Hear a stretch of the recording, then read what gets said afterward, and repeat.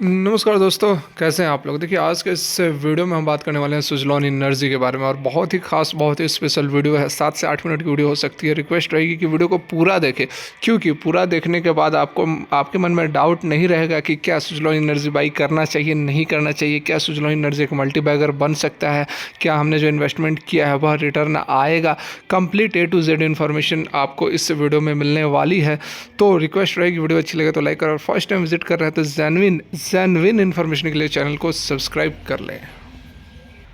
तो यहाँ पर हम बात करने वाले हैं 3 फैक्टर्स, 3 मुद्दों के ऊपर हम बात करेंगे, जिससे यहाँ पर बातें क्लियर होंगी कि क्या सुजलॉन एनर्जी लॉन्ग टर्म के लिए एक मल्टीबैगर स्टॉक बन सकता है या नहीं। तो सबसे पहला जो फैक्टर्स है, जो कि हर कंपनी को इम्पैक्ट करता है, वह है इसका डेप्ट। तो Suzlon has considerably reduced it's gross and net डेप्ट। तो देखिए, डेप्ट की हम बात करें तो कंपनी ने काफ़ी काम किया है इसके ऊपर। तो एट प्रेजेंट जो डेप्ट है कंपनी के ऊपर वह है 3350 करोड़, जो 30 सितंबर 2022 तक का डाटा है उसके अकॉर्डिंग 3350 करोड़ का डेप्ट है। और ये जो डेप्ट है, 6 महीने पहले की हम बात करें मार्च 2022 की, तो कंपनी का जो टोटल डेप्ट था वह था 6600 करोड़। मतलब कि कंपनी ने 3250 करोड़ का जो डेप्ट है वह कम कर लिया है विद इन 6 मंथ। उसके पीछे कारण है बहुत सारे, जैसे कि राइट इशू, अभी जो राइट इशू निकल कर आया है उसके थ्रू, रिफाइनेंसिंग के थ्रू कन्वर्सन और to equities deal struck with its lenders. इससे पहले भी लैंडर्स को इक्विटीज़ दी गई है। तो इन सभी प्रोसेस के थ्रू कंपनी ने लगभग अपना डेप्ट आधा कर लिया है 6 महीने के अंदर अंदर। तो ये एक पॉजिटिव बात है। किसी भी कंपनी पर यदि डेप्ट ज़्यादा होती है तो उस कंपनी की स्थिति खराब होती है और कंपनी दिन प्रतिदिन संघर्ष से जूझती हुई फिर बहुत कम चांसेस रहते हैं कि कंपनी उठ पाए। लेकिन यहाँ पर अच्छी बात है, सुजलॉन जो है डेप्ट को कम कर रही है। उसी के कारण जो डेप्ट होता है, जो इंटरेस्ट होते हैं वह भी काफ़ी कम हो गए हैं। Q1 2023, मतलब इसी साल का जो Q1 में था, वह 151 करोड़ जो था वह इंटरेस्ट देना पड़ा था कंपनी को, जो कि इस क्वार्टर में केवल और केवल 97 करोड़ रह गया है। इंटरेस्ट पे आउट जो है वह भी काफ़ी कम हो गया, 11.8% है। तो जैसे जैसे डेप्ट कम होगा तो इंटरेस्ट भी कम देना पड़ेगा, इंटरेस्ट कम देना पड़ेगा तो इसका असर कंपनी के प्रॉफिट में नज़र आएगा। और जिस तरह से ग्लोबल डिमांड जो है वह बढ़ता हुआ नज़र आ रहा है रिन्यूएबल एनर्जी के लिए, उससे ऐसा लग रहा है कि कंपनी फिर से अच्छी खासी डील को प्राप्त करेगी और उसके लिए कम इंटरेस्ट रेट देना पड़ेगा। इक्विटी इन्फ्यूज़न भी हो सकता है, that will further reduce it's interest payout and improve its profitability. There are very good chances that Suzlon Energy is going to be a good stock, a good choice for future. बात की जाए next, जो दूसरा point निकल कर आ रहा है वह है कि जो कंपनी का ग्रॉस प्रॉफिट और एबिडिटा मार्जिन है वह काफ़ी हेल्दी इंक्रीज हुआ है, हेल्दी रजिस्टर्ड हमें देखने को मिला है। तो यहाँ पर देख सकते हैं Q2 में जो इसका एबिडिटा मार्जिन निकल कर आया है वह 14.5% रहा है, as against 13.6 reported for financial year 2022। तो जो पिछले साल Q2 में इसका एबिडिटा मार्जिन था वह 13.6% था, और इस साल 14.5% रजिस्टर्ड किया गया है, जो कि एक हेल्दी इंक्रीज़ है। तो यहाँ देखिए, ये पॉइंट मैं आपको दिखा भी देता हूँ। जो अभी डेप्ट की बात की जा रही थी कि इंटरेस्ट वह कम कर दिया है, 150 करोड़ से केवल 97 करोड़ रह गया। देखिए, फाइनेंस कॉस्ट, मतलब कि अब कंपनी को फाइनेंसिंग कॉस्ट कम पड़ रहा है, डेप्ट कम हो रहे हैं, जिसके कारण कि कंपनी को इंटरेस्ट रेट कम देना पड़ रहा है। तो 151 से 97 करोड़ हो चुका है, जो कि एक बहुत अच्छी बात है। यहाँ पर इसके ये Q2 के नतीजे हैं जो अभी 5 दिन पहले आए थे, इसमें 56 करोड़ का शुद्ध मुनाफा कंपनी ने दर्ज किया था। पिछले साल 13 करोड़ का, यहाँ देखो 56 करोड़ का शुद्ध मुनाफा है, और पिछले साल 13 करोड़ का लॉस था। तो लॉस से यहाँ पर प्रॉफिट में कंपनी कन्वर्ट हुई है, बहुत अच्छी यहाँ पर यह बात हमें नज़र आ रही है। देखो, जो दूसरा हम पॉइंट बात कर रहे हैं, इसका मार्जिन, प्रॉफिट मार्जिन इंक्रीज़ कर रहा है, ठीक है। तो कंपनी के पास जो ऑर्डर है लगभग 160 मेगावाट, ठीक है, 160 मेगावाट इलेक्ट्रिसिटी जो है वह प्रोड्यूस करती है एवरी क्वार्टर। मतलब एक क्वार्टर में 160 मेगावाट, 3 महीने में 160 मेगावाट वॉल्यूम प्रोड्यूस कर देती है।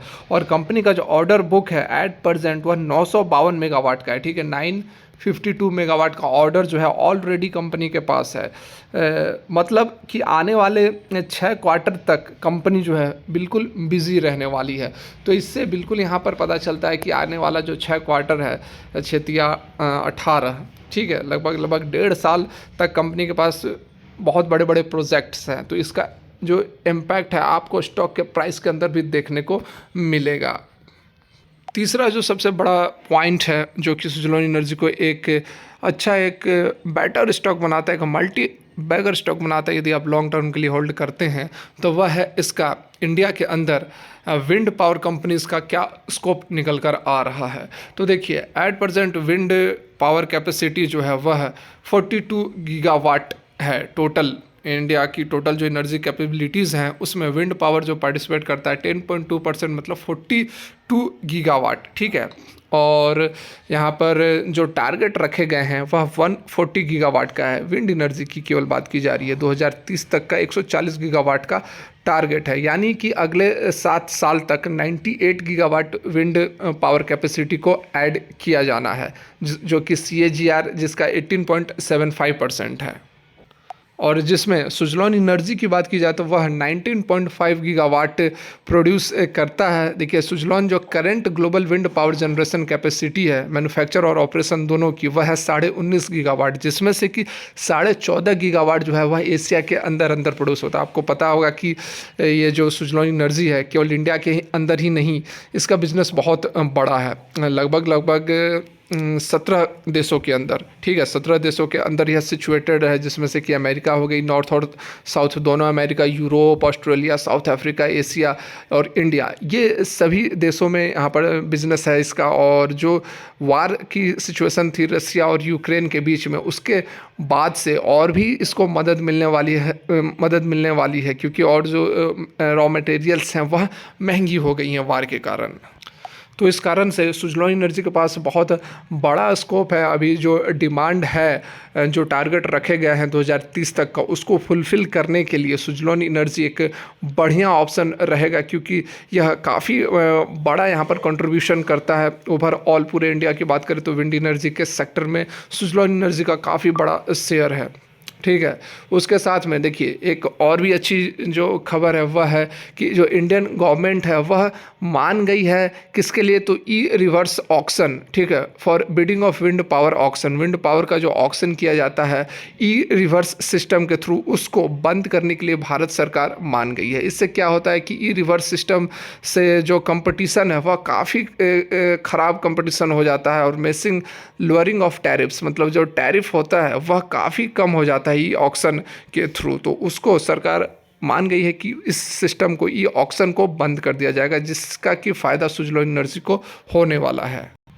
और आखिरी पॉइंट इसका है 2020 से भारत जो है वह पावर इक्विपमेंट का इंपोर्ट बंद कर दिया है चाइना और पाकिस्तान से, जो पहले होता था। 2020 से यह चीज़ बंद कर दी गई है, जिसका कि बेनिफिट सुजलॉन एनर्जी को होने वाला है। तो ओवरऑल जो हमारे 3 पॉइंट्स था, उस 3 पॉइंट्स पर यह ठीक ठाक उतर रही है सुजलॉन एनर्जी।